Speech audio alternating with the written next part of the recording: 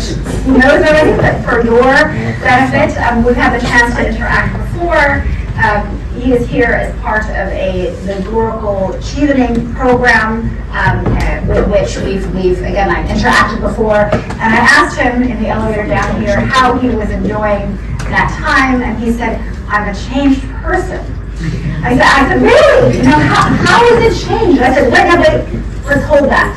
Tell everyone, how has the time, so, we are part of an institution, university in general, that prides itself on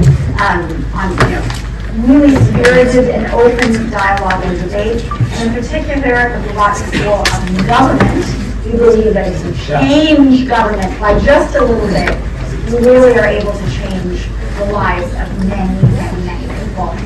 India, of course, that's 1.4 billion people. So just give us a little flavor of how. I'm glad that Professor, you asked me this question. I still remember when Professor Maya today was in our class, and she made her point of view, and it's a well-known fact that as a researcher they have a point of view.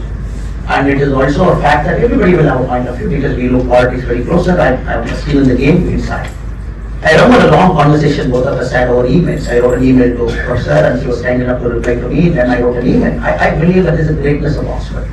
And when you come here, you engage with anybody, even a great political scientist and economic scholar, and everybody sits in the same forum. That is a great thing for me. And fortunately, unfortunately, Professor, at one point of time, India was a great country in terms of education and learning, the Nalandas and the Taxilas, if you look at it, and fantastic places of learning. But somehow, colonial conquest, at different points of time, we lost many things. So we are trying to get back into that space where our academic centers can be world class. And in the latest world ranking, 46 Indian colleges have gone into the US world ranking. It was 11 previously, now we are 46. We want to get there. When you look at this eminent institutions like Oxford, we just pride that India should also have something like that soon, where children come here, they take all kinds of questions. You go somewhere, somebody is for Palestine, somebody is against Palestine, somebody is for Gaza, somebody is against.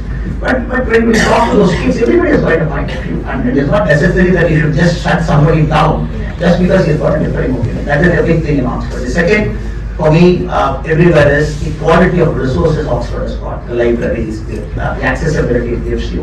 And even here, and you are very kind enough, and respectable member of the audience, had a very different point of view with you, and somebody had a different point of view with you. And there is a greatness that we sit in the same forum, and then we engage, and we all have different points of view, but I try and find a common way inside. This I see in Oxford day after day, class after class. But when I hear about Oxford outside, I have a different point of view. But when I'm inside, I'm having a different point of view. Third, but most importantly, I said I'm going back a changed man because I remember when economists wanted to do an interview of me, Economist magazine about 8 months back, I said I will not give an interview. He said, why? He said, look, you are biased, I'm not going to talk to you. He said, look, that is not the way to argue. I said, okay, if that is the case, we will do one thing. I'm opening my life to you for 4 days. You can tag along with me. Everything you see. After that, you ask a question, I will reply. And the reporter, British reporter based in India, was kind enough to come with me, and 4 days he traveled with me. Then we both had a very engaging conversation. I don't want a positive or a negative story about India. We are not bothered. We are only bothered about a story with perspective. Yeah. So that made me wonder that maybe India is not represented very well in global forums, in Financial Times or New York Times or many places. Some of our achievements have to come in these papers, papers that most people read.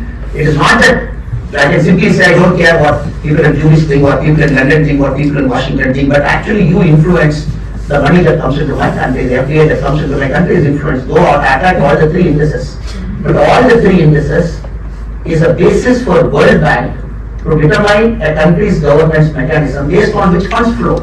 And it is very important that on one side I attack everything with data, on the other side I also have the humility to accept, to see how can I do better, to see how can I bring a better argument to the table so that everybody gets our point of view that is represented here. So I'm going back with this mindset that not necessarily to close our ears and shut our eyes to criticism, but come back, have an open forum. Well, I think that is something that we have to change. We are happy enough to change. No problem.